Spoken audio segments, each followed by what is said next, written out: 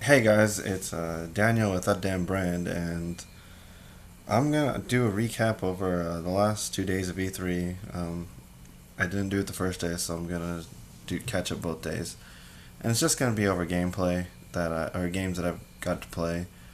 It's not gonna be the whole story of what happened and stuff like that, because some interesting stuff has happened. I'll do that in a podcast with Matt. So, first game I played was Code Vein. It's by FromSoft, published by Namco, and I enjoyed the game. It played a lot like Dark Souls, and at least in the demo, you had like an AI buddy, so it kind of felt like a semi co-op Dark Souls, because you had that AI guy, and the AI was confident too. So at least in the demo. So if you're a Dark Souls fan, you'll really enjoy that. The combat's very similar. You have to manage your stamina. You roll around. So, it honestly looks like a Dark Souls reskin to me, but I'm not saying that's a bad thing. That's all I really got out of that game. They only gave us around 6 minutes to play. We had a little timer, and that's not much. So yeah, that was a good game. I'm looking forward to seeing more of it. The next game I got to play was Ninjala. I hope I'm saying it right. It's a Switch game, and that was more fun than I thought it would be. You play as a ninja who blows up bubblegum. So you have a button that blows up your bubblegum, and you can do different things with your bubblegum. Like when you have your bubblegum, you can do dash, and depending on how big the bubble is, that's how far you dash. You can pull out a weapon from it, which is probably what the first thing you want to do.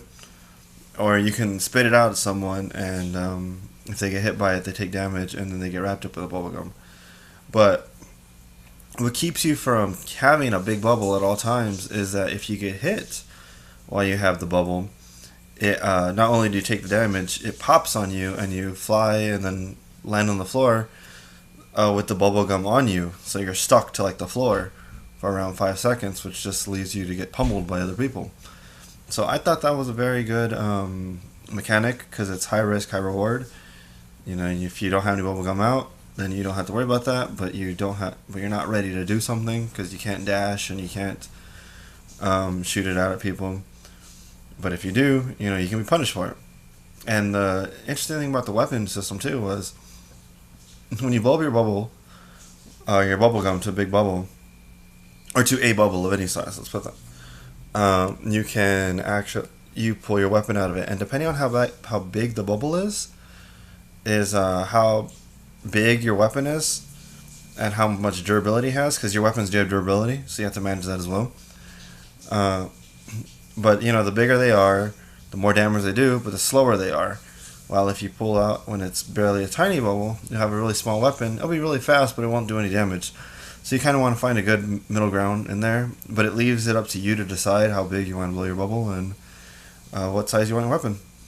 So I like the idea. It's a simple game in a sense, but there's so much risk reward, and I'm a real big fan of anything that's like risk reward in multiplayer.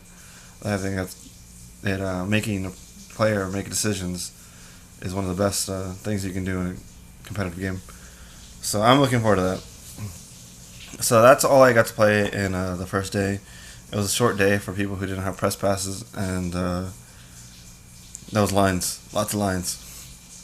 So day 2, well, today, I got to play Jump Force, which, if you don't know, it's all the shonen, or not all, but a lot of Shonen Jump characters. I played as Goku, Sasuke, and Naruto. So it reminded me of Tekken Tag, because it seems like only one of your characters need to get KO'd for you to lose. The game itself seemed easy, but I think that was the difficulty level on the demo, because you would combo them and it would do like 20% of their life. They would combo you, it would do around 5%. So it didn't really give you a good feel of the difficulty. I really liked it. It kind of feels like a DBZ game, but like a really, really, really well polished DBZ game. I think it's going to be great, especially for you guys who like to the DBZ fighters, that I guess Xenoverse and stuff like those ones. That combat style. I mean, I'm looking forward to it. I don't know if I'm gonna get it day one. I might wait for the price to go down because fighting games really aren't my thing. But it does leave me very interested. And we actually got to go see a like press, not press, but a trailer, and then they start describing some of the different things that they were trying to accomplish with the game, which I'll do in a later podcast, like I said, with more details. But one thing I do want to bring up is the idea of the game, because that's pretty awesome, and I didn't know that before watching that thing, because I really didn't research it a lot. It takes place in our universe, meaning like the U.S., different parts of the world. Like, it takes place in the world as you know it, and they try to model the levels that you fight in, like the levels, or like how they are in real life. So the idea of the game is if the super villains invaded our Earth and like our universe, and the superheroes have to save our universe, kind of like an Avenger style thing, except manga characters, which I think is pretty awesome. So I'm really looking forward to seeing that, and I'm probably going to get it solely for the story if it goes down when it goes down in price. The next game I played was Destiny, and they had the new mode out there, the Gamble, or it starts with a G. I already forgot already, but it's an interesting mode. My team sucked, or one guy on my team sucked. We could have won if he played to the objective and not just run. So it's kind of like a PvE, so where you compete with the opposing team, and you try to kill the enemies, and they drop these little token style things, and you have to deposit them in a bank. But when you deposit so many of them, it sends a monster to the other side, and they can't deposit any until they defeat that monster. And when you get to like 25, when you deposit 25 of them, it opens a portal where you can, or not you, but one player from your team can go to the other team, and they're like over shielded out, and they really just try to kill whoever has the tokens so that they can't deposit them. Because once you die with the tokens, they're gone. You don't die and someone else can pick them up. So getting a kill with someone who has a lot of tokens is really good. And I can see how it's a really fun game type for people who aren't into hardcore PvP, but are yet a little competitive. It would be good because you don't have to really enter the PvP aspect that much. It's going to be interesting. It is a part of that new expansion, which is going to be like $60. I don't know if I'm down for a $60 expansion when the original game didn't deliver. I spent $100, but that's a different conversation. The game mode was fun, and that's all I really have to say about that. Is it worth it? I don't know. You guys can make up your own mind. The other game I played was the new For Honor. I forgot the subtitle. Please forgive me. But I played like For Honor, and that's good or bad depending on if you like the game. I think For Honor is pretty fun. I didn't own it, but I have played it a few times, and I enjoyed it when I did. I like the combat system, and the combat system was very clean on the demo, at least.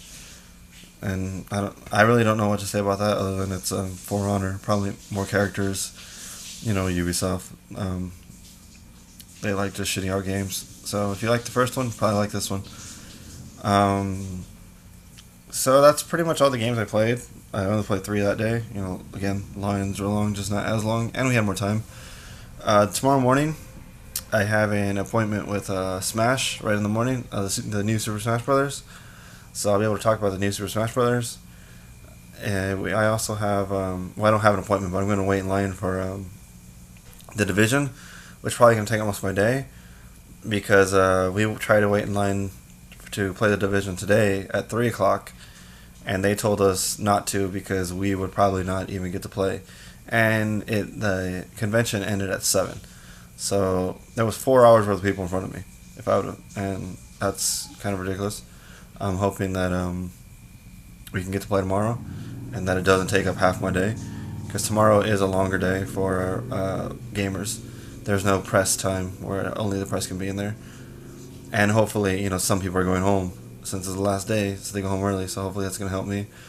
I'm hoping to get into some other AAA titles. Like I want to play the Tomb Raider.